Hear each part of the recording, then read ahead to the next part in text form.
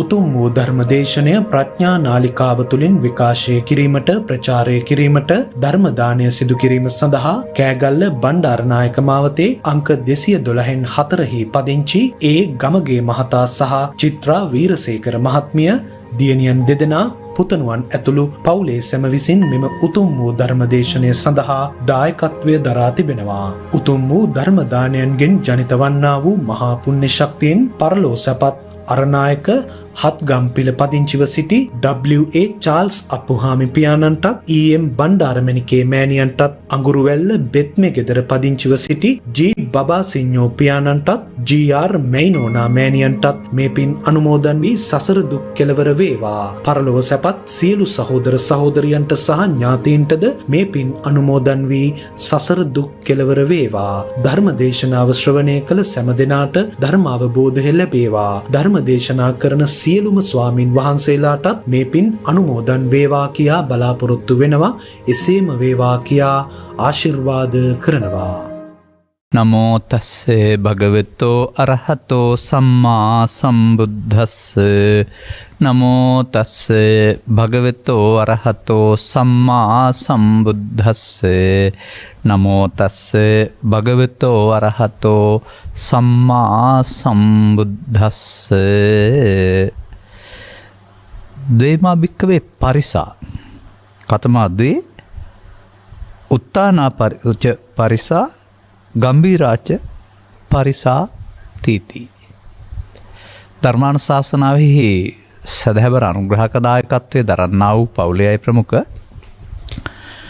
මෙම ධර්මානුශාසනාව ශ්‍රවණය සඳහා නැරඹීම සඳහා අවධානය යොමු කොට සිටින්නා වූ ලක්වාසී ලෝවාසී සදහැවර පින්නතුනි, අනුග්‍රහක බෞතුන් අපට නිවන් මගට උපනිශ්‍රේ වන ස්වාමින් වහන්සේ සුදුසු පරිදි දේශනාවක් ස්වාමීන් වහන්සේට සුදුසු පරිදි දේශනාවක් මේ අනුව සසුන තුළ කරුණු දෙකක් විග්‍රහ කිරීම සඳහා මම අංගුත්තර නිකායේ දුක නිපාතේ පරිස්ස වග්ගයේහි පළවෙනි සූත්‍රය සෝරා ගන්නවා. මේකේ දුකට උපනිශ්‍රේ වෙන පැත්තක් තිබෙනවා. ඒක තේරුම් ගන්න පුළුවන් නම් නිවන් මාර්ගට උපනිශ්‍රේ වෙන පාරට යන්න පුළුවන්කම තියෙනවා.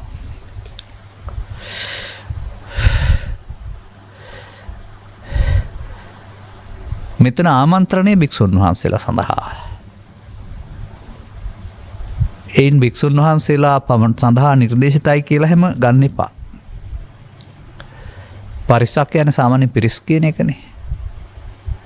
දැන් සසුන කියන එකට බෝධිය චෛත්‍ය විහාරයේ දිනු කරන එකත් සසුන කියලා ගන්නවා.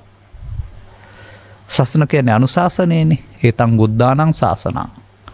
බුදුවරුන්ගේ ඉගැන්වීම පිළිපදින අයට භික්ෂු භික්ෂුණී උපාසක උපාසිකා අන්න සසුන. මම දකින සසුන. පැවිද්ද තුළ ඉන්න පිරිස් කියන අර්ථය මේක මේ විස්තර කරන්න උත්සාහ කරලා තිබුණාට ඊට වඩා පුළුල්ව බලන්න ඕන අපි. ශාසනය තුළ ඉන්න පිරිස් තථාගතයන් වහන්සේගේ ඉගැන්වීම් තුළ ඉන්නා වූ පිරිස් භික්ෂු භික්ෂුණී උපාසක උපාසිකා. මේ පිරිස් තථාගතයන් වහන්සේ දෙකට බෙදලා තියෙනවා. ඒ දෙකට බෙදීම සඳහා පාදක වෙලා තිබෙන්නේ ඇඳුමෙන් පැවිදි හෝ ඇඳුමෙන් උපාසක උපාසිකා වුණාට අදාළ පාලනය දමනයට අවශ්‍ය ධර්මාබෝධයෙන් නැති පිරිසක් ඉන්නවා කියන එක. ඒක එදත් හිටියා අදත් ඉන්නවා. එදා අඩුවෙන් ඉන්න ඇති ඒ අය වැඩියෙන් ඉන්න ඇති අනිත් පැත්තේ අය. නමුත් සදහම් භාවිතා නොකරන්න සංගමේ සුවය බලාපොරොත්තු නොවෙන්න සංවර පිරිස වෙනුවට අසංවර පිරිස වැඩි වෙනවා. ඒක අපි සමාජ විවේචනය කරන්න හෝ යොදා ගන්නව නෙමෙයි. අපිට මේ ඉගැන්වීම් වලට අනුව වෙන්න ඕන තැනට යන්න මොකද කරන්න ඕන කියන එකයි හොයා ගන්න ඕන. මේ කියන වචන වලින් මම දකින්නේ වචන වල ක්‍රියාකාරීත්වය නෙමෙයි ඇතුළත ක්‍රියාකාරීත්වය. කතමාච වික්කේ උත්තානා පරිසා කවුද මේ නොගැඹුරු? අර මේකෙන්ම පෙන්වනවානේ ගැඹුරු දැක්මක් නැහැ කියන එක.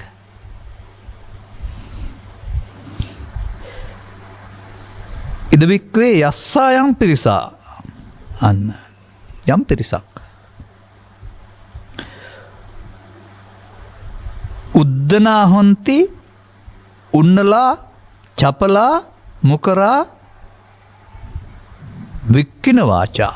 ඔය තියෙන වචන ටිකක්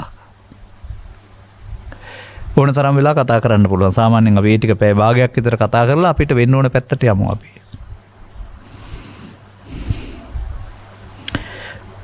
එතකොට භික්ෂුවක් හෝ භික්ෂුණියක් හෝ උපාසිකාවක් හෝ උපාසිකාවක් කියන්නේ ස්වභාවයෙන් තෙරුවන් සරණ කියන එක කියන අය.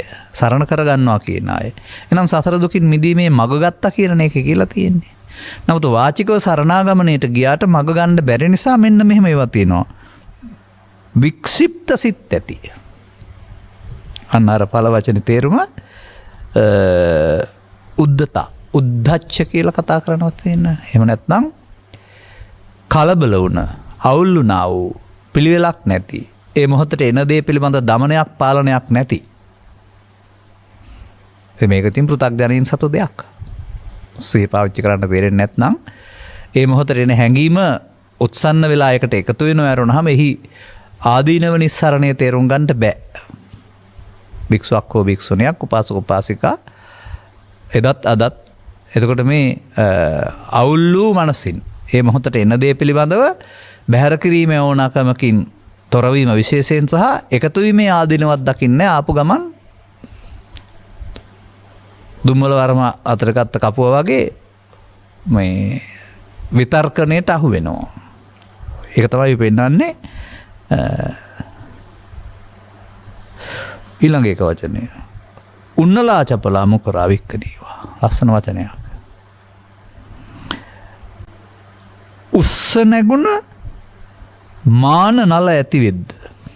ආන්න තව පැත්තක්. බාහිර ඇඳුම් හෝ පැවිදි වූ වස්ත්‍ර ගණන් හෝ ලැබූ උපාධි හෝ ලැබූ තවත් ඒ වගේ පදවි හෝ මුල් කොටගෙන බාහිර දේවල් මුල් කොටගෙන උස්ස නැගුණා වූ මානය අත්තුක්කංසනය හැම පැත්තෙන්ම තමන් උසස් කොට සැලකීම. ජාතිය කුලය උගත්කම ධනවත්කම විහාරස්ථාන හිමිකම සහ නොයෙකුත් තව කාරණා නිසා ලොකුකම. බාහිර දේවල් වලින් පෙන්වන ලොක්කම. මොකද අධ්‍යාත්මික කියන පැත්ත ඒ වගේ අයට හිස්. ඒ පැත්ත ගැන වටහීමක් නැහැ. ඔවුන් අර බාහිර සමාජයේ මම තමයි ප්‍රදර්ශනය කරන්න හදන්නේ. තමන තියෙන දේවල් වලින් මම ප්‍රදර්ශනය කරන්න හදනවා. ජාතේ කුලයේ ආගම මේ කාරණා මමත්වයෙන් ගත්තාම ඒවෙන් මමත්වයේ ප්‍රදර්ශනය කරන තමයි මේ පෙන්වන්නේ. චපලා. ඒක පෙන්වන්නේ අර අවංක අහිංසක සංසුන් නැති ඒත් මගින් අන්න අය පාගා දමන්නට කැමති නැත්නම් එයින් උස්ස නැගුණ ආඩම්බරයක් විඳින්න කැමති ස්වභාවය.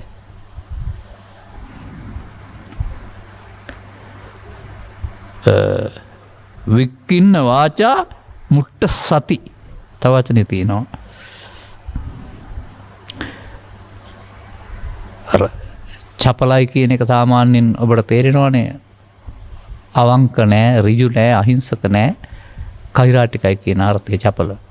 වාසිය පිළිබඳව පැත්තට හැරෙන කියන එක.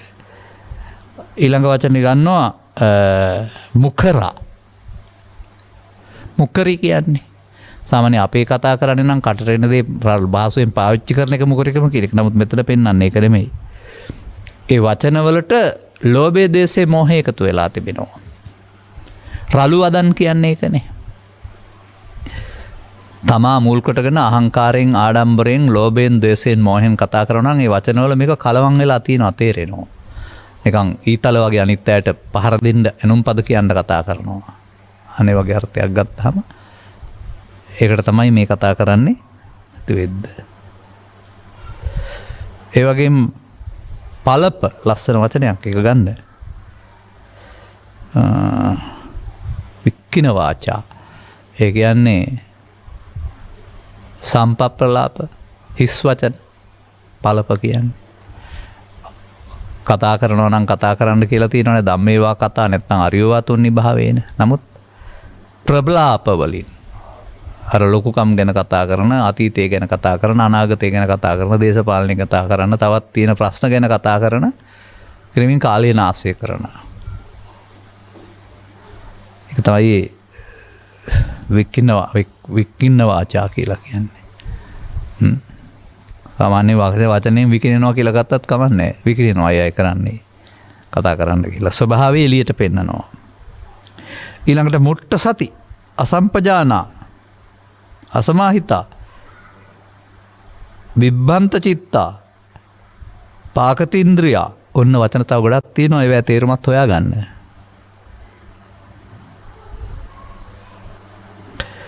මුට්ට සති කියන එකේ තේරුම මුලා වූ සිහිය. ඒ මොහොතේ එන හැඟීමෙහි පාලනයක් නැති බව තේරුම් ගන්න, ඒක යන පැත්ත වැරද්ද තේරුම් ගන්න, ඒකට එකතු වීමේ වැරද්ද තේරුම් ගන්නට බැරි ඒ මොහොතේදීම ඒකට එකතු වෙන. ඒක මුට්ට සති කියලා. මුලා වූ සිහිය ඇති. ඕකට තමයි මගේ යක්ෂයා මාළු නටන්නේ කියලා, යක්ෂයා ආරූඪ වෙන්නේ කියලා අර එන දේ කයට වචනයට ප්‍රකාශ කරමින් සමහරට ශිෂ්‍යයන්ට, සමහරට දරුවන්ට, සමහරට සමාජයට පෞරුෂ වචනෙන් දොස් පවරනවා. එතකොට අපි මාධ්‍ය තුලත් දැකලා තිබෙනවා. අර මොනරා මේ මීමින්නා බය ඔළුව හංගගත්තාම තනකොළ ගොඩක් අස්සේ පිටිපස්ස පැත්තේ එළිය කියලා තියෙනවා. මොනරා ආඩම්බරේ පෙන්වන්නට මේ පිල්ලි දහව ගත්තාම වැතන පැත්තක් විවෘත වෙනවායි කියලා තියෙනවා. වහලා තියෙන ඕන පැත්තක්. අන්න ඒ වගේ මේ මුට්ට සතියේ තමන්ගේ අනුවණකම තමයි ලෝකෙට ප්‍රදර්ශනය කරන්නේ. තමන් ඉන්න තැන අර මේ උත්තාන පිරිසට අයිති බව. ඇඳුමෙන් හෝ බාහිර කර්තව්‍ය වලින් ඒ නාමයේ පවරා තිබුණාට අදාළ ක්‍රියාකාරීත්වය ඇතුලේ නැති බව මේ සිතරන හැඟීම් පාලනය කරගන්න බැරි පුද්ගලයා පැහැදිලි කරනවා. සම්‍යක් ප්‍රඥා නැති වේද අසම්පජානෝ. අන්න. ඒ කියන්නේ ගම්බීරේසු තානාටානේසු පඤ්ඤා චක්කුං කමති කියලානේ පෙන්නලා තියෙන්නේ. ඒ කය වචන ක්‍රියාකාරීත්වය සම්බන්ධයෙන් ක්‍රියාවට නගන්න ගැඹුරු තැනකින් එන්නේ ඕක. ඒක පාට පිටින් එන්නේ නැහැ. ඒක චිත්ත අභ්‍යන්තරයේ තිබී එන්නේ. අදාළ මොට්ට සතියට අදාළ කාරණාව කාම විතර්කයේ, ව්‍යාපාද විතර්කයේ, විහිංසා විතර්කයේ වශයෙන් සිතේ ගැඹුරේ තිබී හේතුවේ ඵලයක් වශයෙන් එන්නේ. අවහම තමන් වෙනස් වෙනවා. ඒකට තමන් ළඟ මෙහෙම දුර්වලකමක් තිබෙනවා, මේක කොයියම් මොහොතක හෝ මතුවෙන්න පුළුවන් කියන අවබෝධය තියෙනවා නම් සම්‍යක් ප්‍රඥා. නමුත් පුරුදු කරලා තියෙන එකට එකතු වෙන්නම් ඉන්නවා මැරෙනවා පේන්නේ නැහැ. වහම එකතු වෙලා අවුල කරගෙන පස්සේ තමයි කල්පනා කරන්නේ.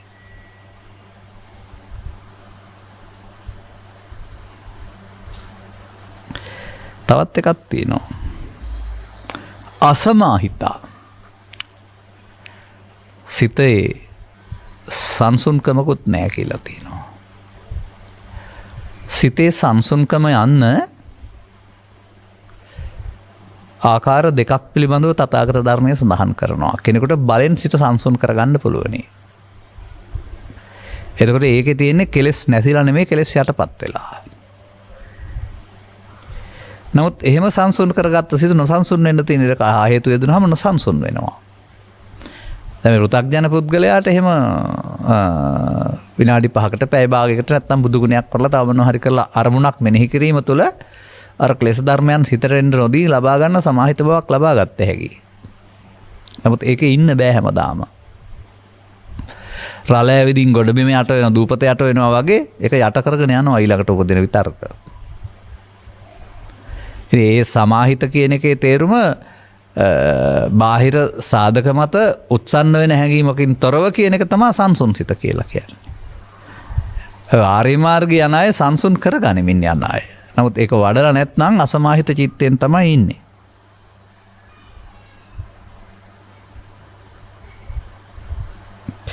එකඟ නොවූ සිත් ඇද්ද? විභ්‍රන්ත චිත්තෝ. එකඟ කියන එකේ තේරුම එතන ඒ මොහොතට එන කාරණාව ප්‍රශ්නයක් කොට නොගෙන හමාර දකින්න නිමා කරන්න පුළුවන් නම් ඒක එකඟ බවක්. නමුත් ඒක ප්‍රශ්නයක් කොටගෙන ප්‍රතිචාර දක්වන්න ගියාම විකෘති වුණා. එතකොට ඔහු සම්සුන් මනසකින් එකඟ මනසකින් නෑ අවුල් වූ මනසකින් ජීවත් වෙන්නේ. එකඟ නොවූ සිත් ඇති. එකඟ කියන වචනේ පාවිච්චි කරන්න පුළුවන් ඔබ සමහරට ඒ කාර්මුණක හිත තබා ගැනීම කියන එක. ඒක ධර්මයෙන් පරිබාහිරවත් කරන්න පුළුවන්. නමුත් මම දන්නවා ඔය එකඟ කියන වචනයට වඩා දෙකඟ කියන වචනයක්. අංග දෙකකින් සමන්විත කියන එක. දැන් ඔය සමහර සූත්‍රවල සඳහන් වෙනවා කෙනෙක් හතරමං හන්දියේ හෝ අනාන්තරයේ කොහේ හිටියත් චිත්තාභ්‍යන්තරයෙන් උපදින්නා වූ ලෝභ දේශ මොහ සමග ඉන්නවා නම් ඔහු දෙවන්නේක් සමග වාසය කරනවා. ඒකට තෘෂ්ණාව දෙවන්නා. මෙන්න මේ දෙවන්න නැති එක තමයි එකඟ සිත කියලා කියන්නේ. එතකොට පෘථග්ජන පුද්ගලයා හැම විටම කාම භව විභව නැත්තම් කාම තණ්හා වලින් ඉන්නකොට දෙවන්නේක් සමග වාසය කරනවා. පාරේ හිටියත් වනාන්තරයේ හිටියත්. නමුත් මෙයා ආවේ නැත්නම් එයා එතන සංසුන් වීමක් තියෙනවා සිතකුත් තියෙනවා නමුත් ඒකේ දෙවන්නේක් නැහැ. දෙන්නෙක් හිටපම ගැටීමක් තියෙනවා. අර එකඟ සිතේ ගැටීමක් නැහැ. මේ එකඟ සිත ඉතින් සමාජයේ තේරුම් අරන් තිබෙනවා බාහිර සමාජයට එන්නේ නැතුව හිටපුවම ඇවිස්සෙන්නේ නැතුවමත් එකඟ සිතින් ඉන්න පුළුවන් කියලා. ඒ යටපත් කළ කෙලෙස් ඇත්තේ. ඒක තමයි වත්මන් සමාජයේ බහුතරයක් අය කරන්නේ ධර්මයේ කියන කොටස තේරුම් ගන්න නැතුව. නමුත් යටපත් කුළු කොටස නැත්තේ යටපත් කළ සිත් ඇත්තේ මතුවෙන සුළුය. යටපත් වූ කොටස නැත්තේ මතුවීමක් තියනවාද ආයේ. මා දකින බුදුන් වහන්සේගේ චිත්ත ඒකාග්‍රතාවය කියන්නේ ඒකයි. ඒ බිඳහෙලන්ට සමත් වෙන්නේ නැහැ බාහිර සාධක. මේවා නැති අය ගැන මේ කතා කරන්නේ මතක තබා ගන්න. තවත් එකක් තියෙනවා.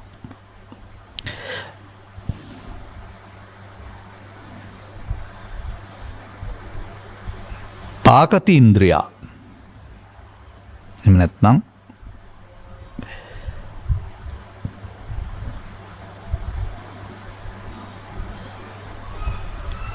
භ්‍රාන්ත වෙලා භ්‍රාන්ත සිත් ඇත්තේ භ්‍රාන්ත වුණා වූ කලබල වුණා වූ කම්පිත වුණා වූ සැලුණා වූ ඉවසීමක් නැත්තා වූ මේ විදිහට වියුල් සහගත ස්වභාවය භ්‍රාන්ත සිත් ඇත්තේ. තවත් එකක් තියෙනවා. පාකති ඉන්ද්‍රියා කියන වචනේ පෙන්නනවා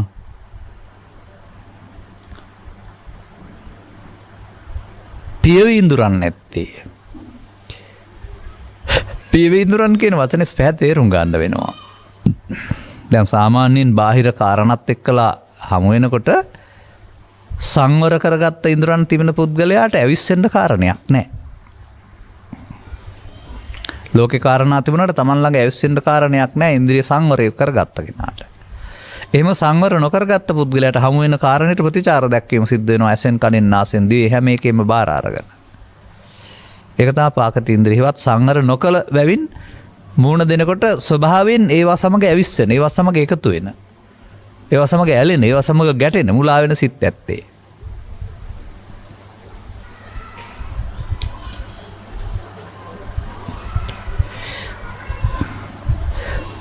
මහණෙනි මේ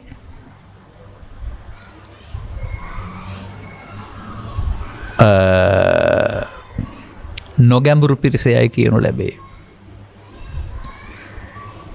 සම්බුදු සසුන පෘථග්ජන භාවයට යටත් වුණා නම් යම් දවසක එදායින් පස්සේ මේ නොගැඹුරු පිරිස තමයි පාලනය කරන්නේ සසුන. ඒක තුළ අවශ්‍යකටයි අනවශ්‍යකටයි වාද ભેද බෙදීම් දිගක් හරහක් නැතුව සිද්ධ වෙනවා. මන්දයත් මේ බාහිර වශයෙන් ලබා ගත්තා වූ සංයමයක් ඇඳුමක් කරුණාම අධ්‍යාත්මික වශයෙන් සංවරයට ගිය පාරක් මේක තුල කියවෙන්නේ නැහැ.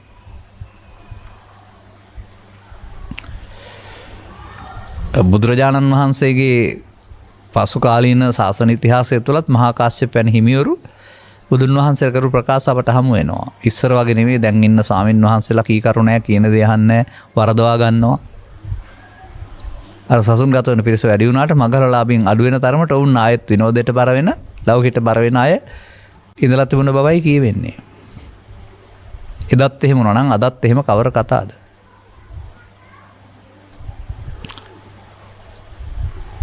මෙන්න මේ කාරණේදී මේ සම්බුදු සසුනක් තුළ පුද්ගල සංවරය ධර්මයක සරණින් සතියක සරණින් ඉන්ද්‍රිය දමනය තුළ සිදුවෙන්න ඕන දෙයක්. ඒක තමයි පිළිවෙත් මාර්ගය. එහෙම නැතුවම බාහිර වශයෙන් නීති රීති හෝ ශික්ෂාපද හෝ තවත් කාරණා මගින් සංවරයක් ඇති කර ගත්තට ඔවුන්ට පෘථග්ජන භාවයෙන් මිදෙන්න බෑ. ඔවුන්ගේ අර දුර්වලකම් අවශ්‍ය තැන්වලදී අදාළ තැන්වලදී මතුවෙලා ඔවුන් නොගැඹුරු පිරිස් බවට ප්‍රදර්ශනය වෙනවා, ප්‍රදර්ශනය කරනවා. අර කැස්ස හංගන්න බෑ කියලා කියන්නේ. ඇයි හද්ද ඇහෙනවනේ. අනිත් වගේ මේ චිත්ත අභ්‍යන්තරයේ කෙලසුණු ස්වභාවය තියෙනවා නම් හංගන්න බෑ ඕක. කොයි මලාවක හරි ඒ ස්වභාවය ප්‍රදර්ශනය වෙනවා එළියට. එතකොට මේ වචනේ මම දකින්නේ මේ පෘථග්ජන සමාජයට දීපු තනතුරක් මේ නොගැඹුරු පිරිස්. ඔන්න අගට මේක ඇති අග්‍ර නෑ කියලත් ඒ අය. අන්න ඔබ සහ මම පරපුරෙන් බෞද්ධ බවට පත් වෙනවා. තෙරුවන් සරණත් යනවා පාසලේදී. පන්සිලුත් සමාදන් වෙනවා. බුද්ධ ආගමත් ඉගෙන ගන්නවා. බෞද්ධ සංස්කෘතියත් ඉගෙන ගන්නවා. ශාසන ඉතිහාසයත් ඉගෙන ගන්නවා. බෞද්ධ ශිෂ්ටාචාරයත් ඉගෙන ගන්නවා. බුද්ධ චරිතයත් ඉගෙන ගන්නවා. තව විෂයක් වශයෙන් ආව පුරාවිද්‍යාවත් ඔකට සම්බන්ධයි ලංකාව තුළ. මොකද ඒවා සම්බන්ධ වෙන්නේ පූජනීය ස්ථාන වලට සම්බන්ධයි. විශාල දැනුම් සම්භාරයක් ඇති අය බවට පත් වෙනවා. නමුත් බාහිර ලෝක සම්බන්ධයෙන් ශාසන ඉතිහාසය අවුරුදු 2700ක දේවල් ඉගෙන ගත්තට අපි පිළිබඳ මොකුත් දන්නේ නැත්නම් අපිට අපිව හදා ගන්න බෑ. නමුත් මේ සූත්‍ර දේශනා සම්පූර්ණයෙන්ම පවතින ඉතිහාසය ගැන කියනකොට මේ අපි පිළිබඳ කරන විවරණයක් තුළින් අපිව පාලනය කරගන්න හැටි. එහෙනම් ගම්බීරා පිරිසක් කියන්නේ ගැඹුරු නුවණක් ඇති නැත්නම් ගැඹුරු දැක්මක් ඇති පිරිසක් බවට පත් වෙන්නට භික්ෂුව භික්ෂුණී උපාසක උපාසිකා කුමක් කළ යුතුද? සසනේ අබුරුදිය සඳහා ගැඹුරු පිරිසක් වෙන්න ඕන. අපි අර කතා කරපු එකේ අදාළ මූලධර්ම කතා කළේ නෑ. මූලධර්ම නැති නිසා ඇති වෙන අසංවරය විතරයි කතා කළේ. දැන් සංවරයට අවශ්‍ය මූලධර්ම කතා කරන්න වෙනවා මේකෙදි. කතමාච භික්ඛවේ ගම්බීරා පරිසා. කවුද මේ භික්ෂු භික්ෂුණී උපාසක උපාසිකා සිවණක් පිරිස අතර ඉන්නා වූ ගැඹුරු නුවණකින් තමාව පාලනය කරගන්න පිරිස.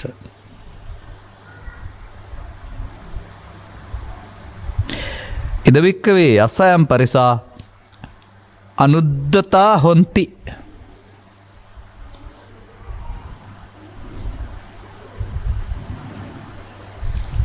වික්ෂිප්ත වූ සිතකින් කටයුතු කරන නොලැබේද? දැන් මෙහෙම කියලා බෑ මේක. දැන් ඔතනින් එහාට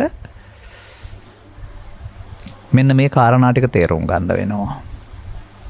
මේ තථාගතයන් වහන්සේ ජීවිතය විග්‍රහ කරන්නේ මොහොතින් මොහොත ඇති වී නැති වෙන ධර්මතාවයක් වශයෙන්. ස්ත්‍රියක්, පුරුෂයෙක්, ගිහියෙක්, පැවිද්දෙක් පංචශීලයේ සිට උපසපන් සීලය දක්වා ඉන්න පුද්ගලයෙක් කියන අර්ථයෙන් නෙවෙයි. ඒ තමයි ඉස්සරලා ගත්ත අර්ථය, සම්මත අර්ථය.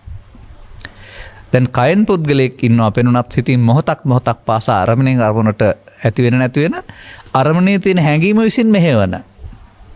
අපි මෙහෙවනවා නෙවෙයි. අරමුණට උපන් හැඟීම විසින් අපේ කය වචන මෙහෙවන, අපේ කය වචන රූකඩයක් බවට පත් වූ ස්වභාවය විග්‍රහ කරනවා. එතකොට එකිනෙකට අරමුණු වෙනස් අරමුණු ගොදුරු කරගන්න පුළුවන් වෙන්නා වූ අරමුණු රසය විඳින්න නැති ඉන්ද්‍රියන් පහක උරුමයක් තියෙනවා අපිට. ඒ ඇස්කම් නාස ආදී විවෘත තියෙන වෙලාවට ඒ අරමුණු වලින් සිත පිහිටනවා. සිත ඊට පස්සේ රූපයේ සැප හොයනවා, ශබ්දයේ, ගන්ධයේ, රසයේ, ස්පර්ශයේ හොයනවා. සිත.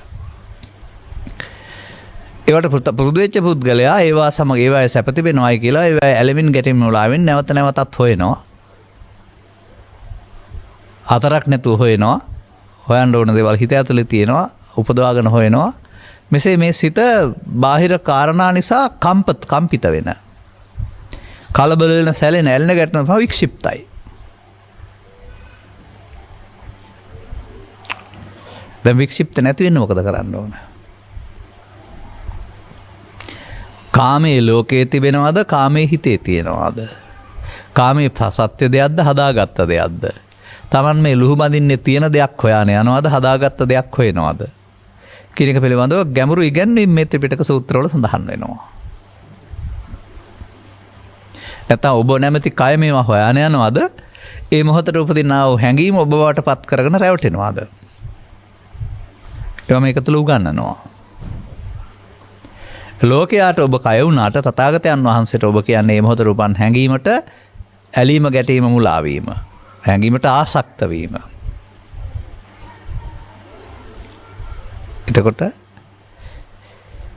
ඒ ගැඹුරු ශික්ෂණ මාර්ගය සඳහා තථාගතයන් වහන්සේ ඔබට කියලා දෙනවා ඔබ මව්කුසින් බිහි ජීවිත අවසානයේ දක්වා ජීවත් වෙන පුද්ගලයෙක් වශයෙන් බලන්නේ නැතුව දැන් ජීවත් වෙන පුද්ගලයෙක් වශයෙන් බලන්න. දැන් ඔබ ජීවත් වෙන්නේ ඇසේ හෝ කනේ හෝ නාසයේ හෝ දිවේ හෝ කයේ උපන් අරමුණ තුල කියන එක. අතීත සංවරයක් හෝ අනාගත සංවරයක් කරන මේ මොහොත සංවර වෙන්න අසංවර නොවෙන්න. මේ මොහොත ක්‍රියාත්මක වෙන්නේ අතීතයේ විසින් පාලනය කරන බලවේගයක් මගින් බව පෘථග්ජනයාට. ඒවා මේ මොහොතට සිතාභ්‍යන්තරයේ සැඟවී තිබී ඇවිදින් අර වික්ෂිප්ත මනස ඇති කරලා කාම විතර්ක ව්‍යාපාද විතර්ක විහිංසා විතර්ක ඔස්සේ ඔබව විශ්ෙක් කරන බව ඔබට තේරෙන්න වෙනවා. එතකොට ඒ පැරණි හැඟීමට එකතු වෙලා නොසන්සුන් වෙන්න වන්නේ නම් ලෝභයෙන් දේශයෙන් මෝහයෙන් උත්සන්න වූ ත්‍රිවිධ විතර්කයේ පාදකකට ගත්තා වූ හැතරීමක් ඇති කෙන එක තමයි වික්ෂිප්ත කියලා කියන්නේ. ශික්ෂාපද සංගමයක් නිසා වැඩිහිටියෙක් නිසා මේවා කියන්න හොඳ නැහැ කියන පාලනයකුත් සමාජයේ තියෙනවා.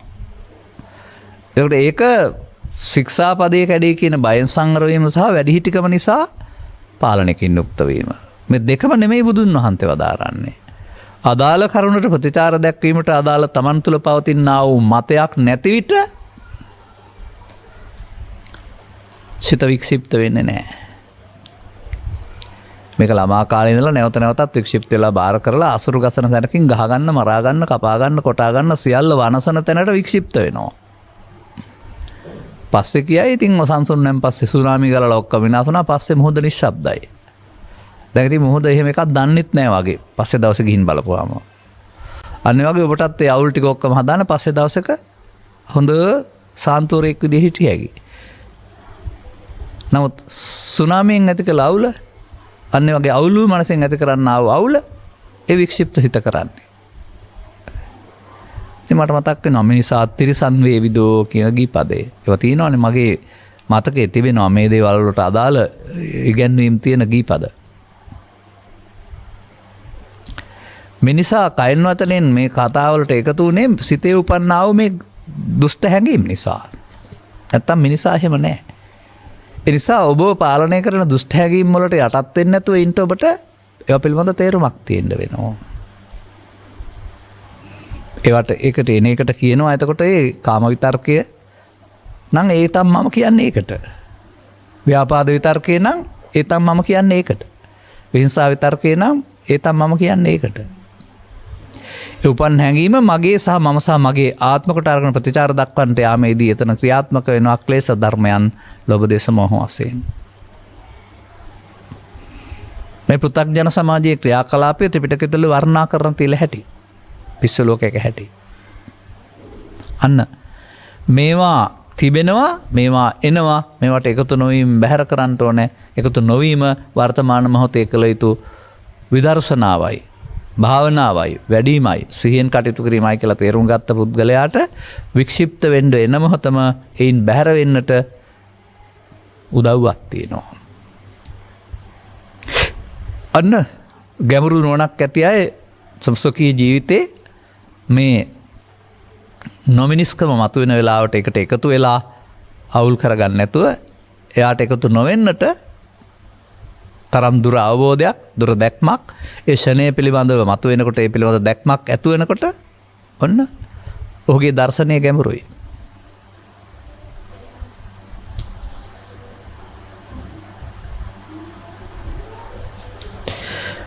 එතකොට තව කාරණයක් තියෙනවා. අර යමක් පෙන්වන්න ඕන නෑ එතකොට. දැන් මේ සමාජයේ ධනය, කුලය, නිලය, බලය, වාහනය, නිවස එහෙම නැත්නම් තවත් මේවා පෙන්වන්න හදනවා. ඒවෙන් Taman ලොකු කෙනෙක් කියලා පෙන්වන්න හදනවා. තමසේ දන්නවද මං කවුද කියලා කටටම වචන දීලා අහනවා. නමුත් එතකොට ඒ මොහොතට එන දේ මම කොට ගැනීමනේ මඤ්ඤමානය. ලෝකයාට එවයින් ලෝකයා පීඩනයකට පත් කරන්න බලපෑමක් ඇති කරන්න නැත්නම් අනිත් අය පහත් කර සලකන්න තමන් උසස් කියන මේ උස්ස නැගුණ මානනාල තමන්ට පවතිනා වූ ඕනෑ දෙයක් උදව් කරගෙන කයමානයක් නෙමෙයි තමන් තියෙන ධනය, කුලය, නිලය, බලය, උගත්කම, රූප ලක්ෂණ සහ මෙකී සහ නොකී තවත් කාරණා මගින් අන් අය පහත් කරන්න අත්තුක්කංශනේ තමන් උසස් කරන්න පෘථග්ජන පුද්ගලයාට තියෙන්නේ. මට මතකයි එක ගුරුවරයෙක් සමුගත්තම ගුරුවරයා සම්බන්ධයෙන් තිබෙනා වූ දේවල් උරුමය ශිෂ්‍යයාට හිමි වෙනවායි කියන එක තුළ ගුරුවරයාගේ පාත්‍රය අයිති කරගන්න මේ දෙන්න පොර ඇල්ලුවයි කියලා. ඒක දෙන්නම එතකොට බාහිර දේවල් හොයලා තිබෙනවා. නමුත් එක්කෙනෙක් තේරුම් ගත්තයි කියලා තිබෙනවා. ඕ බාහිර දේවල් ඔය අයිති කරන්න දෙයක් නැහැ. ඕක නෙමෙයි ගුරුවරයාගෙන් ලබන්න ඕන දේ කියන එක කියලා. ඕවා නිකන් සංකේත බවනයි කියලා.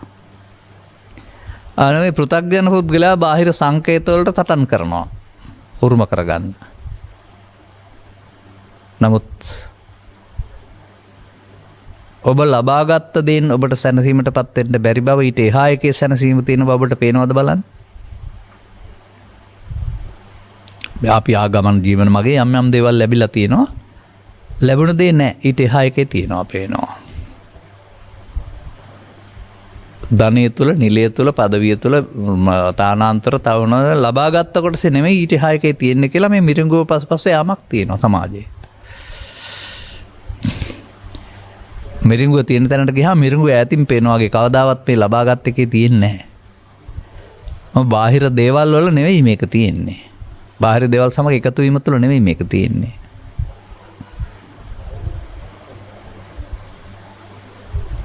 මේ බාහිර දේවල් වලින් සතුටටපත් වෙන එක කියන්නේ අනුන්ගෙන් සතුටටපත් වෙනවා. තමන් සතුට වෙන්න බාහිර කාරණයක් හොයනවා. ඒකට ලැබෙනා උද්දාමයේ ඇලීම කාරණා තුලින් කිසියම් අහංකාර තෘප්තියක් නැත්තම් මම කොට ගත්ත තෘප්තියක් විඳිනවා. බුදුසමයෙන් පෙන්වන ලබනවා බාහිර දේවල් ආවරණයක් කොට ගන්න නැත්නම් නිර්හංකාර මම කොට නොගන්නා වූ තවත් තමන්ගෙන් සෑහීමටපත් වෙනවා.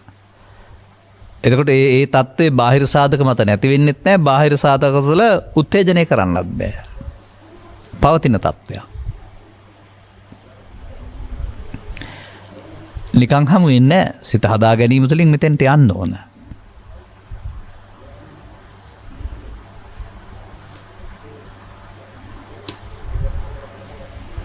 අන්න.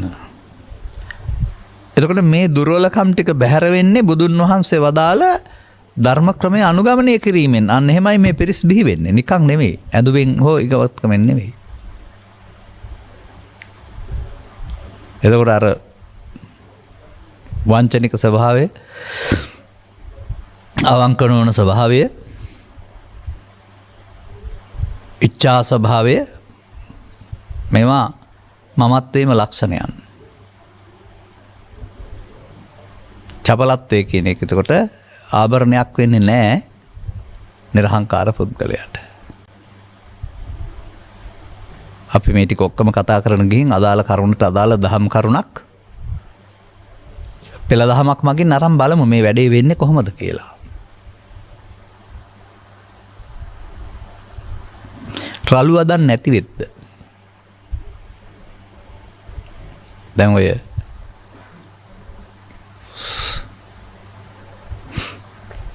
සුරතල් දරුවන් තුළ ලයාන්විත ආදරණීය චිත්තාකර්ෂණීය වදන් තිබෙනවා. ඔවුන්ම ටිකක් වයසට 6 අවුරුදු 5 7 වෙනකොට රළු වුණොත් තරහ වුණොත් ඊට පස්සේ අර කියපු වචන වෙනුවට හදවත පසාරු කරන යන වචන කියනවා රළු වෙනවා. ඒකනේ ඊතලයකට වඩා සැර වෙන්නේ මොකක් නිසාද? වදනට ලෝභයේ දේශයේ මොහය එකතු කිරීමෙන්. එහෙමයි රළු වෙන්නේ.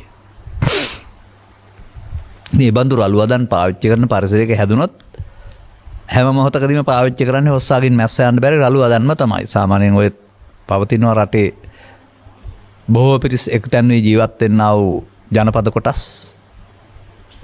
මේවයි නිවෙස් අතර ඈතකුත් නැහැ, පිරිස් අතර ඈතකුත් නැහැ. නිරන්තරයෙන් ගැටෙන දේවල් ඔක්කොම සිත් අවුස්සන දේවල්. එතකොට ඔය පුරුදු කරන්නේම හැම දෙයකටම රළු වදනෙන් උත්තර දෙන්න.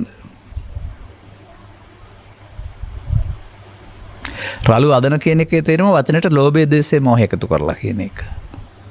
එතකොට ඒක අනිත් අයට වදිනවා, රිදෙනවා. දැන් නන්දි විශාල ගවයාට ඇදු කුලා කිව්වයි කියලා බාර අරගෙන අදින්න නැතුව හිටියන්නේ. ඒ වදන රළු නිසා. ඇදපම් මගේ පුතා කිව්වහම දෙගුණයක් ඇද්දයි කියලා තියෙනවා. අනේ වගේ මේ බුදු සමයේ සඳහන් වෙලා තියෙනවා පෙය්‍යාවජ්‍ය කියන එකක්. ප්‍රිය වචන. ලෝභයෙන්, දේශයෙන්, මොහෙන් අනුන් පද කියන බණින එක, හින්ට් ගහන එක කොහොමද ප්‍රිය වචන වෙන්නේ? ඔය ඇතුළත කලවම් වෙලා තියෙන කෙලෙස්. ඔවුන් අවුස්සන් නැති, ඔවුන් තැන්පත් කරන, ඔවුන්ට එකඟ වෙන්න පුළුවන් කරුණකදී ප්‍රිය වචන තියෙනවා. එතකොට මේ සිත් සංයමයටපත් වුණ පුද්ගලයාට අදාළ කාරණේ සම්බන්ධයෙන් දුර්වලකමක් තියෙනවා නම් පස්සේ උපදෙස් දෙන්න හරි නීතියට යන්න හරි අරුණාම රළු වදනකින් ඔහුට ඔහුව නිරපන්ට පහර ගහන්න කාර්යාලයෙන් එළියට දාන්න එහෙම කරන්න බෑ.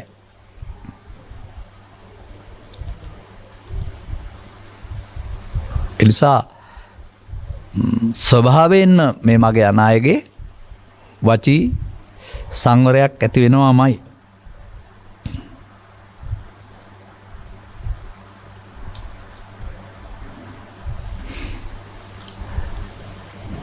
අසංවෘත වචන. ලස්සන වචනයක් පැහැදිලි කරලා තිබෙනවා. අර ප්‍රලාප විවෘත එන දේ හැමම වහන්න නැතුව කියන එක වෙනුවට එනවා හිතට. ඒම වෙනයි එකතු වීම වෙනයි. ඒම වෙනයි එකතු වීම වෙනයි. මේක මෙතන අතරක් තියෙන බව හොඳට ඉගෙන ගන්න. කරගත්ත පුරුද්ද නිසා එනවා, නමුත් එකතු නොවන නම් පිටට එන්න නැතවම හොයාගන්න බෑ. සංවෘතයි. වදන්වල ප්‍රලාප පාවිච්චි කරන්න කියන්න ඕන දෙයක් නම් කියනවා අරුණාම හැමදේම විවෘතව දාන්නේ නැහැ. කටන හැම එකම කියන්නේ නැති, බ්‍රේක් නැති කටක් වෙන්නේ නැහැ. හිතට එනකොට මේක කියනකට කියන්නේ බ්‍රේක් නැති කටවල් කියලා. බ්‍රේක් නැති කටවල් නායක වශයෙන් ගත්තහමත් අපහාසයට, උපහාසයට, පරාජයට පත් වෙනවා. නැත්නම් හිත දනුනොත් විදිනවා බ්‍රේක් නැති කටවල් වලින්. මොකද ඔවුන් පාලනය කරන්නේ මොහොතට ඔවුන්ගේ කාය වචන නෙමෙයි, අර හැඟීම් විසින්. උත්සන්න වූ හැඟීම් උත්සන්න වෙන විට බ්‍රේක් නැතුව යනවා.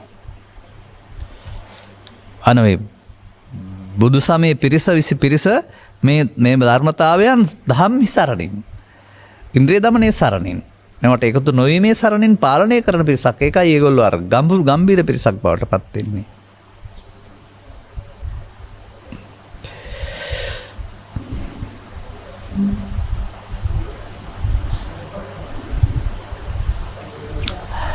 අන්න දැන් ලස්සන වචනයක් එනවා.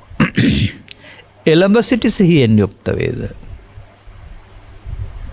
මේක තමයි ලිහාන නැත්තේ.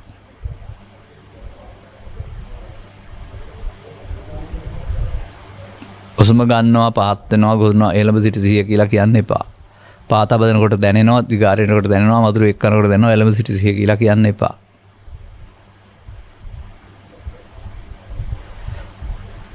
සිහියෙන් කටයුතු කිරීමේදී මේවට එකතු නොවී මේවා බැහැර වෙන්න ඕන. විතර්ක බැහැර වෙන්න ඕන. සිතින් ඉවත් වෙන්න ඕන. සිහියෙන් කරන්නේ අන්න ඒක. ඒක දිහා බලන් ඉන්න එක නෙමෙයි. චිත්ත අභ්‍යන්තරයේ තිබී එන්නා වූ මේ නොසන්සුන් ස්වභාවයන් යලි එකතු වී අවුලක් හදන්නේ, සතරක් හදන්නේ නැතුව බැහැර වෙන්නට සතර ඉරියව්වේදී, පංචද්වාරයේදී කාම විතර්කයේ, ව්‍යාපාද විතර්කයේ, විහිංසා විතර්කයේ ඔබට හොල්මන් කරන විට, බලපෑම් කරන විට ඒවට ඉඩ නොදෙන්න, ඒ මොහොතට ඒවට එකතු නොවෙන්න දිනු කරන්නා වූ එක තමයි මේ එළඹ සිටි සිහිය කියලා කියන්නේ.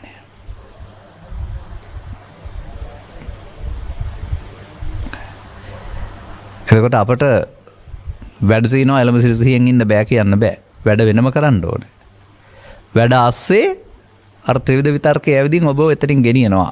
ඔබේ මහන්තත් නැත්තම් ප්‍රභූත්වයට, ගුරුත්වයට, මාතෘත්වයට නොගැලපෙන තැනට ගෙනihin ඔබ ලව්ව නරක වැඩ කරනවා. නිසා එයාට ඕන විදිහට ඔබ මෙහෙවන්න දෙන්නේ නැතුව එයාව එතනින් අයින් කරන්න තිබෙන්නා වූ වර්තමාන මොහොතේ සිවිරියව්වේ පංචද්වාරයේ මේවාට වහල් නොවෙන්නට තියෙන අවධානය එළඹ සිටි සිහිය. හොඳ නැති හින්දා වළක්වන්න නෙමෙයි. එකතු කොට සතර හැදීමෙන් සිදුවන දුක දන්න නිසා සතර හදන්ට එකතු නොවීමෙන් මුලින් ගැලවිලා යන බව. සිතින් මුලින් මේවා ගැලවිලා යන බව තේරුම් ගැනීම තුළින් ඒ උපුටා දැමීම සඳහා එළඹ සිටි සිහිය.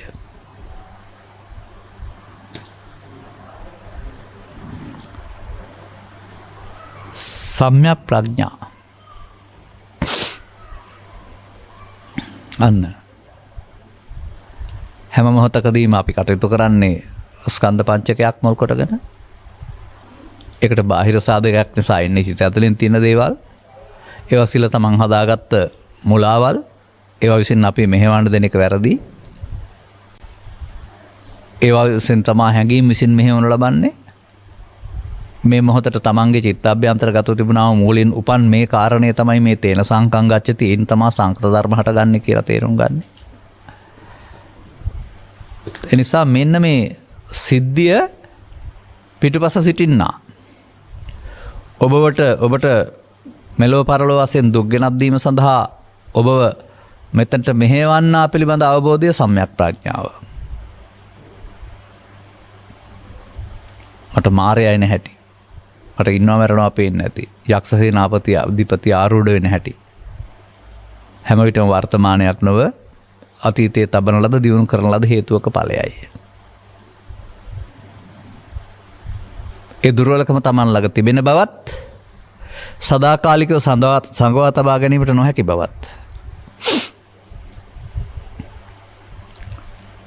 හේතු වශයෙන් බත් කල නිරෝධ කරන්න නොහැකි බවත් චිත්ත අභ්‍යන්තර හේතු වශයෙන් නිරෝධ කරන්න නොහැකි බවත් ඒ හේතුන්ගේ ඵලය වශයෙන් හට ගැනීමේදී හේතුවේදී නැති බවත් දැන් ඵලය නිරෝධ කරපුවාම අනාගත හේතු නොතබෙන බවත් සම්‍යක් ප්‍රඥාවෙන් මේ නිමාව දකින්ට ඇවිත් ඉවර වෙන්න ඕන කියන කාරණාව.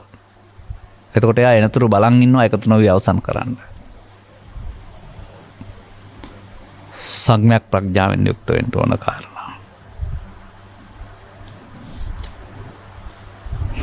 සමාධිගත සිත. ලෝකේ අමතක කරලා ඇස් දෙක පියාගෙන සමාධියක ඉන්නවා කියලා නෙවෙයි ඒ පෙන්වන්නේ.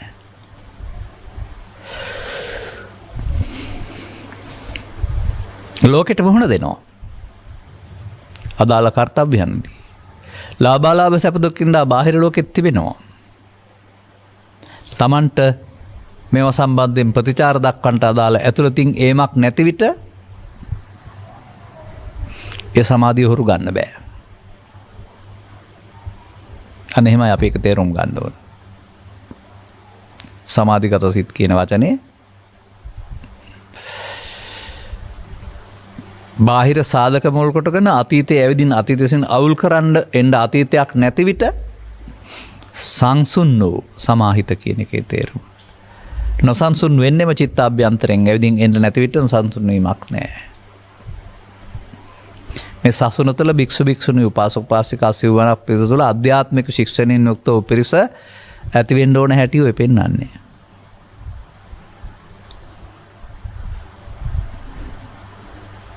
එකඟ වූ සිත් ඇද්ද?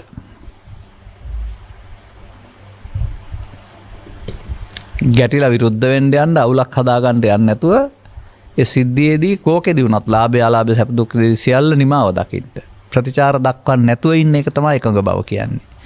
එකඟ වෙන්න බෑ කියන්නේ කයෙන් වචනින් පිට වෙනවායි කියන එක.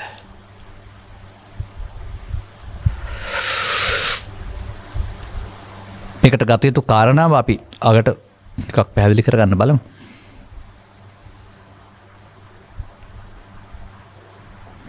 සංවර කළ ඉඳුරන් නැති වෙද්ද. ඉඳුරන් කියන්නේ මෙතන අතපය විතරක් නෙමෙයි. ඇස කන නාසය දිවකය සිත සියල්ල. ඒවා කොහොමද සංවර වෙන්නේ? කොහොමද අසංවර වෙන්නේ? මියගිය මිනිස්සෙකෝ මේ ඉන්ද්‍රියන් ඔක්කොම සංවරයි. නිින්ද ගිය මිනිස්සෙකුත් සංවරයි. නමුත් අසංවර වෙන්නේ ඒවට උපදින හිත් මගින්. ඒ සිත් මගින් ඇතුළත තිබෙනා වූ දේවල් එළියට ගත්තාම ඒව මගින් තමයි අසංවර කරන්නේ. එහෙම සමංගාව අසංවර වෙන්න හේතු ඇති තාක්කල් ඔබට මේක නවත්තන්න බෑ. අනේ ඒ පිරිස ඉවත් කරලා දාන්න සිතින්. මේ ගම්බීර පිරිසට අයිති කෙනෙක් බවට පත් වෙන්න ඕන නම් මෙන්න මේ විදිහට මේ හැසිරීම රටාවේදී අතීතයට වහල් වී තීරණ නොගන්නා වූ පුද්ගලෙක් බවට පත් වෙන්න වෙනවා. දැන් තේරුම් ගන්න පුද්ගලයෙක් වශයෙන් කටයුතු කිරීමේදී ලෝකෙත් එක්කලා පස්දරින් අරමුණු ගැනීමේදී ලෝභයෙන් බැඳී, ද්වේෂයෙන් බැඳී, බෝහයෙන් බැඳී, රූපයෙන්, ශබ්දයෙන්, ගන්ධ, තණ්හා වලින් බැඳී චිත්තාභ්‍යන්තරයට තැබුවා වූ අතීතයක් තමයි ඔබ මෙහෙවන්නේ. ඔබට අතීතං අත්තිතං ඒ තියෙනවා. නමුත් බුදුදහමේ පෙන්වන්නේ අදතීතං පහිනන්තං කියලා. ඒක නෑ, ප්‍රහීනයි.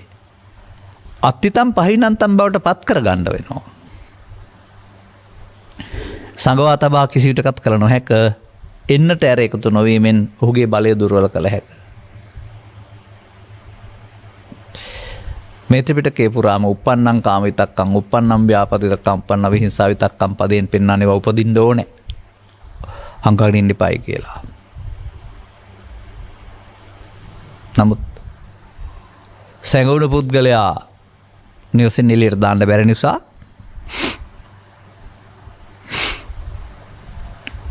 එළියට එනතුරු ඉන්නවා ගෙයින්. දැන් ඇතුළට යන්න රොන්දී එළියට දානවා. බැහැර කරනවා. අනේ වගේ මේ චිත්තාභ්‍යන්තර දොස් එහෙ නැති කරන්න බෑ. බාහිර සමාජයේ ජීවත් වෙනකොට මේවා චිතට එන උදේවේදිකා හැදෙනවා ඔබට. වේදිකාවට ආවිත සැඟවෙන්න නොදී, ආපසු යන්න නොදී බැහැර කිරීම. එකතු නොවීමෙන් උපන්න කුසල් දුරු කිරීම කියන මේ වචන වලින් පෙන්වන්නේ මෙන්න මේ විදිහට මේ අදාළ කරුණු බැහැර කරන්නට වාස්තවානීය අවස්ථාවක් කරගන්න කියන එකයි.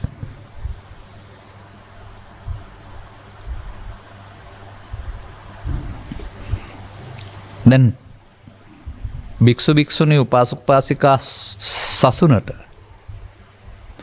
මේ ගමන යන්ට බුදුන් වහන්සේ මොන මාර්ගයක්ද දීලා තියෙන්නේ?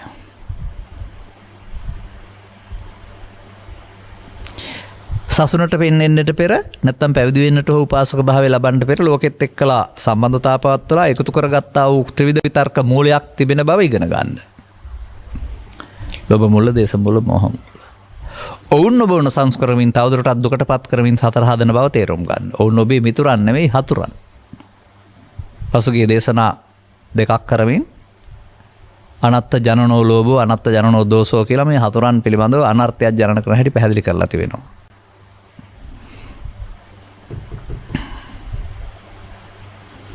මොවුන් සැගවී සිටින ඔවුන් මගින් බයක් ඇති වෙන බව සහ ඔවුන් විසින් ඔවුන් ඇවිත් ඔබව පාලනය කරන බව. එතකොට මේ ජීවිතේ ඔබේ නොව ඔවුන්ගේ බව ඔබට තේරෙනවා නම් ඔවුන්ගේ පාලනයෙන් සිත මුදවා ගැනීමට ඔවුන්ට එකතු නොවීම තුළින් ඔවුන්ගේ බලය දුර්වල කරන්න ක්‍රමයක් බුදුන් වහන්සේ හොයාගත්තා. සිහියෙන් කටයුතු කිරීම කියන්නේ ඒක. ඒකට වෙනම වෙලාවක්, වෙනම වාඩි වෙලා ඉන්න ඉරුවාවක්, වෙනම කාලයක් එහෙම දීලා නැහැ. සමාජීය ගැන්වීම වල එහෙම තිබුණාට. ඔබ ඔබට අදාළ වගකීම් ඉටු කරමින් වර්තමානයේ ජීවත් වෙන්න. ඒ මුළුතැන්ගය, ඒ බස් රථය, ඒ වරාය, ඒ පාර්ලිමේන්තුව, ඒ ඕනෑම කෘෂිකාර්මික ගොවිපළ, ඕනෑම නැත්නම් වෙළඳපොළ ඕනෑම තැනක් විය හැකියි. මේ තැන් වලට ගියාම මේ ඇවිස්සෙනවා හින්දා මේ මම මග ඇරලා ඉන්න ඕන කියලා කියන අයත් ඉන්නවා. ඒ තමන් හදාගත් එකට එනවා, ඒකට එකතු වෙනවා අයරුනහම ඒක නට බය අය. නමුත් ඔබ තේරුම් ගත්තා නම් මේ තැන් වලට ගියාපුවම මේ තත්ත්වය ඔබ ළඟ බාහිර සාධක නිසා තමන්ගේ දුර්වලකම එළියට එන වෙලාවක් මේ තියෙන්නේ. අනිත් අය දකින්නේ නැහැ. ඒක කාය වචනට එකතු කරන්න ගියොත් තමයි අනිත් අයට පේන්නේ. නමුත් එකතු නොකර මරා දාන්න ඕන කියන එක තේරුම් ගත්තාම ඔබ දිනු කරන්නේ සතිය නම්.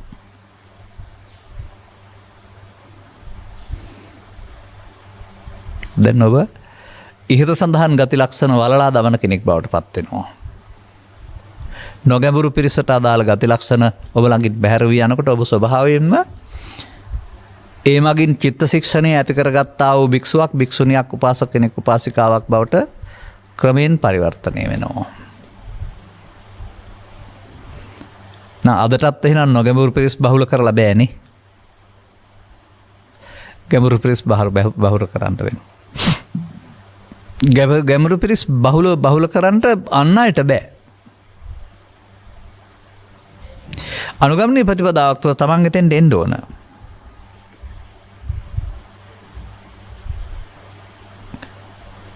මෙන්න මේකට කියනවා මාර්ගය ගන්නවයි කියලා.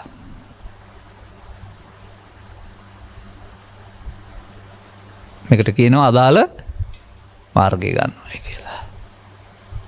එනිසා මේ මාර්ගය ගැනීම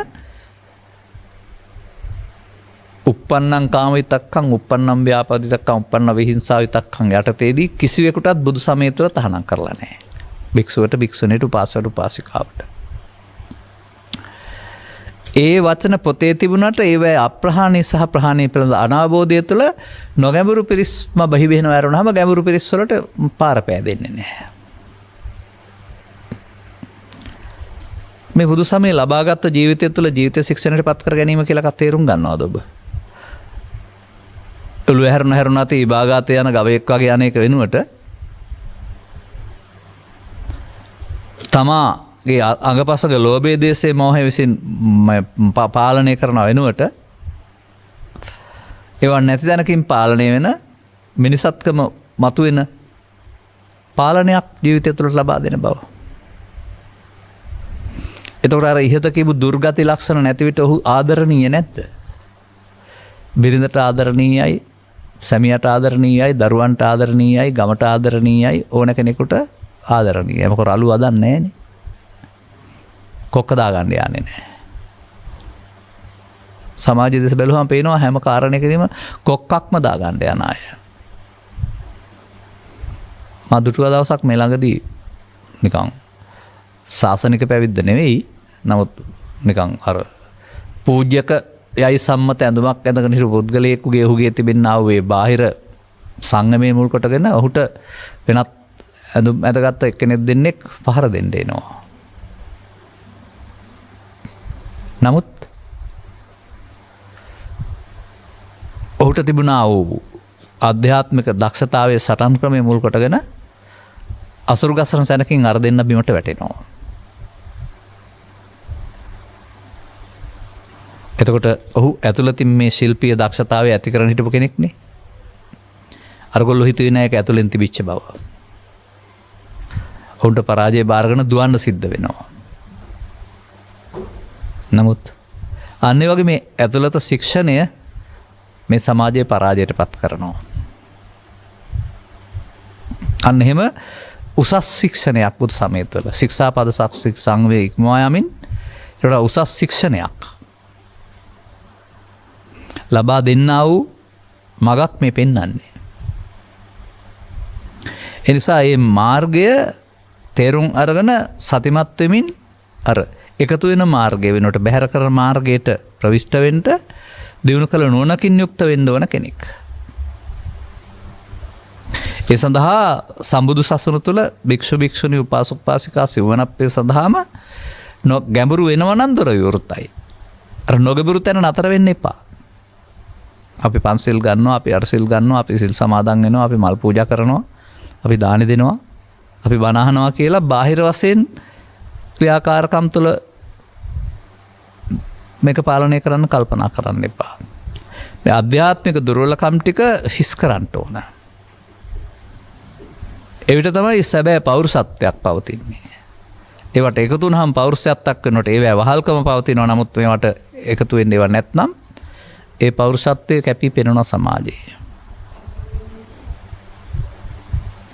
ඒ නිසා බුදුරජාණන් වහන්සේ සමාජ සෝදකත්වයක් කරලා තිබෙන්නේ, සමාජ සෝදකයෙක් වෙන්නේ බාහිර ක්‍රියාකාරකම් වෙනස් කිරීමෙන් නෙවෙයි.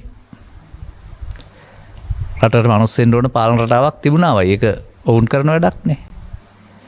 නමුත් මේ චිත්තාභ්‍යන්තරයේ ලෝභෙන් දේශයෙන් මොහෙන් බැහැර කරගන්නා හැසිරීමක් මගින් මිනිසාගේ සිතේ සෝදකත්වයක් කරනවා. ඒක සමාජ සෝදනයට බලපානවා. ඒක හැම විටම වර්තමාන සමාජය හදන්නක් වෙනවා. අපට වෙලා තිබෙන්නේ මේ පරිහානී ලකුණු පෙන්වනවා කියලා වර්තමාන සමාජයේ සෝදනය කරන්න අවශ්‍ය සංවර ප්‍රතිපදාව යෙදෙන්නේ නැහැ කවුරුත්. අර නොගැඹුරු පිරිස් බවට පත් වෙලා ඒක තුළ ගත කරන්නා වූ ආගමික ජීවිතයක් ගැන කල්පනා කරනවා. නමුත් ගැඹුරු දැක්මක් ඇති බවට පත් වෙනකොට ගම්බීරේසු ටානාටානේසු පඤ්ඤා චක්කොං කමති. ගැඹුරු තැන් කෙරෙහි නොනසොමෙන්ට වෙනවා. එතකොට ඔහුට තමා පාලනය කරන්නා වූ බලවේග විසිරුවා දාන්න පුළුවන් වෙනවා. ඒ බලය දුර්වල කරන්න පුළුවන් වෙනවා. ඒ බලය ශූන්‍ය කරන්න පුළුවන් වෙනවා. මොන බලයද? ලෝභයේ බලය, දේශයේ බලය, මෝහයේ බලය, කෙලෙස් බලය. ඒවා නම් ඔබට අවුල ගෙනත් දුන්නේ, ඒවා නම් ඔබට දුකටපත් කළේ, ඒවා දුර්වල වෙන විට ඔබට තව කවදාවත් තිබුණ නැති නිදහසකුත්, ආතතියක් නැති ජීවිතයකුත් ලබන්න පුළුවන් වෙනවා. එතකොට තමයි ජීවිතය විඳිනවයි කියලා කියන්නේ. මෙන්න මේ ආකාරයට බුදු සමයෙන් උගන්වන පරමාර්ථදර්ශී ඉගැන්වීම් ජීවිතයට එකතු කර ගැනීම, පාඩම් කිරීම ඉක්මවා යන දෙයක්. විභාග ලිවීම ඉක්මවා යන දෙයක්. අනුගමනීය ප්‍රතිපදාවක් තුළ තමන්ගේ චිත්තාභ්‍යන්තරයේ පවතිනා වූ දුර්වලකම් ටික බැහැර කර ගැනීම තුළින් සාක්ෂාත් කර ගැති දෙයක්. ප්‍රතිඵලය අර බාහිර වශයෙන් ලෝකෙට පෙන්වන දුර්වලකම් නැති අපි පාත පෙන්නපු වචන ටිකට අදාළ කතමාච බික්වේ ගම්බීරා පරිසා ඉද බික්වේ යස්සායන් පරිසාය යස්සං පරිසායන් බික්කු නැත්තම් පරිසා අනුද්දතා හොන්ති අනුන්නලා අචපලා අමුක්කරා අවි කින්නවාචා උපට්ඨිත සති සම්පජානා සමාහිතා ඒකග්ග චිත්තා සංයුත ඉන්ද්‍රියා. ඔය වචන ටික මම සිංහලෙන් කිව්වා. මේවයි කියලා. මෙන්න මේ ගති ලක්ෂණ ටික මැරිච්ච මිනිස්සුන්ගේ ඇති කරලා වැඩක් නැහැනේ. අනාගත උපදින මිනිස්සු හදාගත්තා වේදාට. අපි තුල ඇති වෙනවා නම් ඒ බුදුන් වහන්සේ ඇති කළ ආධ්‍යාත්මික විප්ලවය මිනිස් සිත් තුළ. ඒ වර්තමානයේට බලගන්නන්නට අපට පුළුවන් නම් ඒ ප්‍රතිඵල අපට ඉහාත්මාසයෙන්ම සමාජයට ලබා දෙන්න පුළුවන්. අදාළ කරුණේ කොටස්කරුවෙක් බවට පත් වෙනට ඔබ මේ ධර්ම දේශනාව සඳහා ලැබූ දායකත්වයක් හේතු වෙනවා. දායකත්වය තුළ ඒ මඟ ගන්න අය ඇති වේවි. ඔබත් ඒ තේරුම් අරගෙන අනුගමන ප්‍රතිපදාවකට පත්වීම තුළින් ඉහාත්මාසයෙන්ම මේ නොගැඹුරු පිරිස වෙනුවට ගැඹුරු පිරිසේ ශ්‍රාවකයෙක් බවට පත් වෙන්න භික්ෂුවක් හෝ භික්ෂුණියක් උපාසක හෝ උපාසිකාවක් වශයෙන් ඒ පිරිසේ ශ්‍රාවකයෙක් බවට පත් වෙන්නට ඔබට මේ කරුණු පැහැදිලි කිරීම උපනිශ්‍රේ වායි කියන සුභාශිංසනය කරමින් මම ධර්මානුශාසනාව මෙසේ අවසන් කරනු ලබනවා. අද මෙම ධර්මානුශාසනාවේ සදහැවර දායකත්වය කෑගල්ල බණ්ඩාරනායක මාවතේ අංක 212න් 4 පදිංචි ඒ ගමගේ මහතා සහ චිත්‍රා වීරසේකර මහත්මිය. දීනයන් දෙදෙනා පුතුණුවන් ඇතුළු පවුලේ සැම විසින් දරා තිබෙනවා. ඔවුන් තමයි අපට නිවන් මගට උපනිශ්‍රේ වන කැමති ධර්ම දේශනාවක් කරන්න කියලා තුනේ. ඒක තුළ තමයි අපේ මිනිස් මනසේ දෙපැත්ත විවෘත කළේ අපි විවර කළේ. සදහම් සරණකින් තොරව පුද්ගල ස්වභාවයේ තියෙන අවුල් සහගත බව සහ අදාළ මාර්ගයේ ගත්තාම එහි පවතිනා වූ සංයමය ඒක උපැන්න සාතිකයේ තියෙන දෙයක් හෝ බාහිරින් දෙන දෙයක් නෙමෙයි අදාළ කාරණය තුළ ඇති වෙන්න ඕන දෙයක් කියන එක පැහැදිලි කළේ. අරමුණු අතර පරලෝසෙපත් අරනායක හත්ගම්පල පදිංචිව සිටි W.A. චාල්ස් සප්පුහාමි පියාණන්ටත් ඊ.එම්. බණ්ඩාරමැණිකේ මෑණියන්ටත් අඟුරුවැල්ල බෙත්ම ගෙදර පදිංචිව සිටි G. බබාසිඤ්ඤෝ පියාණන්ටත් G.R. මැයිනෝනා මෑණියන්ටත් අවශ්‍ය නම් ඔවුන් හැමදෙනා මව්පියන් වශයෙන් ඔය පවුලට කළ මෙහෙවරට ගෞරවයෙන් සිහිපත් කරන්න පින් අනුමෝදන් කරන ජීවිතය සුවපත් කරගනිත්වා පින් කැමති නම් පරලෝසෙපත් සීල සහෝදර සහෝදරයන් සහ ඥාතීන්ට අවශ්‍ය නම් පින් අනුමෝදන් වී ජීවිත සුවපත් වේවා. මේ වචනේ යොදන්න පුරුදු වෙන්න එපා. මේක නොදන්නකමට යොදනවත් දන්නේ නැහැ. පින් අනුමෝදන් වෙලා දුක් කෙලවර කරනවා නම් බණක් ඕන නැහැ. පින් අනුමෝදන්ගේ ජීවිතය සුවපත් කරන මතු උපදිනා ජීවිතයේ දුක් කෙලවර කරගන්න ඕන. රාගයේ දුරුකට, ද්වේෂයේ දුරුකට, අවිද්‍යාව නැස අරිහත් ඵල විද්‍යාව ඉපදවා මේ ජීවිතේම දුක් කෙලවර කරගන්න. අර තියෙන්නේ පාරක් කරන්න ඕන දේ. ඒක උන්න බැරිුන නිසා තමයි පරලෝකී ආ ඉපදිලා ඒක කරගනිත්වායි කියලා තමයි ප්‍රාර්ථනා කරන්න ඕනේ. ධර්මශ්‍රවණය කළ හැමට ධර්ම අවබෝධය ලැබේවා. ධර්ම දේශනා කරන සියලු ස්වාමින් වහන්සේලාත් සුඛී සුවපත් වෙත්වා. මූලදායකත්වයට ධර්ම දේශනා කරවා ගැනීමෙන් ඔබ කැමති පරිදි ඔබේ පරලෝසපත් ඥාතීන් ගෞරවයෙන් සිහිපත් කළා. උපහාරයක් වේවා. අවශ්‍ය කෙනෙක් පින් අනුමෝදන් ජීවිතය සුවපත් කරගනිත්වා. සුජීවත්ව වාසය කරන්නා වූ අනුග්‍රහක බවතුන් ඇතුළු ධර්මශ්‍රවණය කළ ඔබ හැම දිනාට මේ සසුන තුළ පවතිනා වූ ගැඹුරු සහ නොගැඹුරු බව තේරුම් ගන්නට ලැබීම තුළින් නොගැඹුරු බවින් ඉවත් වී ගැඹුරු බවට පත්වෙන්නට අවශ්‍ය ඥානය පහළ කරගන්නට මෙම කරුණු පැහැදිලි කිරීම හේතු ආසනාව වේවායි ප්‍රාර්ථනා කරගන්න. සබ්බීතියෝ විවජ්ජන්තු සබ්බ රෝගෝ විනස්සතු මාතේ බවත් අන්තරායෝ සුඛී දීඝායුකෝ බව හැම දිනාටම තෙරුවන් සරණයි. මෝහක්ඛයෝ නිබ්බානං